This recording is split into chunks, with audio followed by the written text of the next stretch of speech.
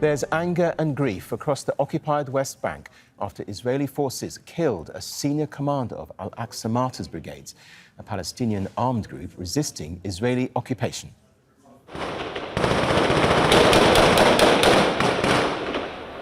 Thousands of mourners filled the streets of Nablus, where Ibrahim Nablusi was killed.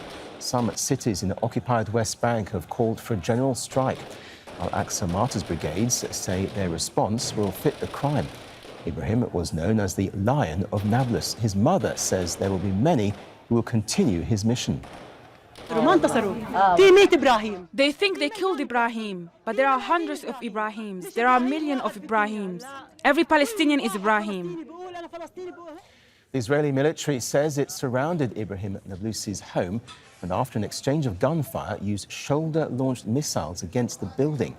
2 others were killed in the operation. More than 60 people were reported injured.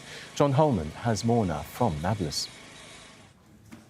You can see that there's a crowd of people, young men, who've come to the house here in Nablus in the occupied West Bank, where Ibrahim Nablusi was killed by Israeli forces. Actually, up above, you can see the bullet holes in the roof.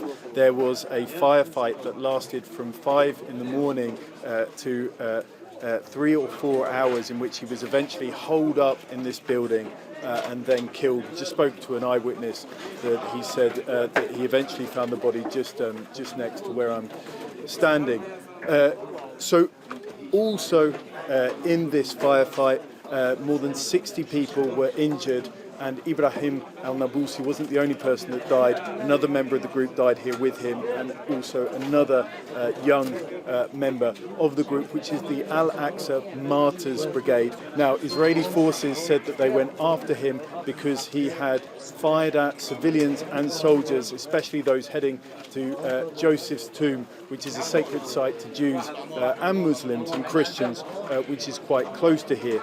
Here in Nablus, though, he is seen as a fighter that was fighting against what people see here as oppression against the occupiers of the occupied West Bank, and as such his funeral procession here and the mourning for him is being felt not just in Nablus but in other towns like Hebron and Ramallah, in which shops are also shutting here in the occupied West Bank. Well, people in Gaza are still mourning and burying their dead in the wake of 3 days of fighting between the Palestinian Islamic Jihad group and Israel. On Tuesday, the death toll rose to 46 Palestinians killed by Israeli fire. 15 of them were children and hundreds more were injured. A ceasefire agreement was brokered by Egypt on Monday.